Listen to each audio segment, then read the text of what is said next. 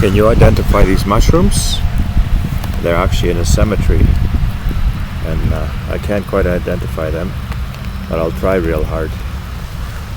And, what I will do is I will place them in my bag right now, but I'm just going to demonstrate as to what they are.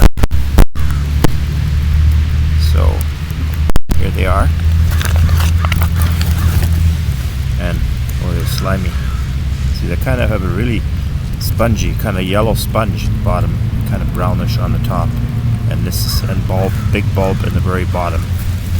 Place them all in my bag. And here's another one here. Big bulb in the bottom, right there, and they have kind of a brown top right there. So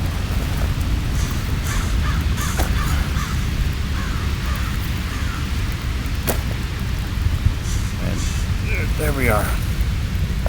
Okay.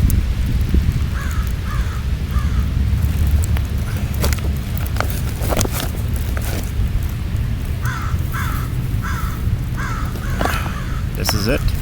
I'm going to take them home, and we'll see what kind of mushroom this is. Help me identify those mushrooms. Let's see.